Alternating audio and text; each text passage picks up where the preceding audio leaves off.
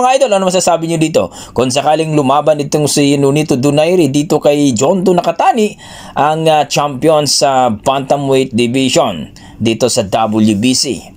Kakayanin pa kaya ni Nonito Donaire itong si Jonto Nakatani o baka mapareho lang ito kay Australabio ang kinalabasan? Komento mo na sa baba mga idol para ating pag-usapan.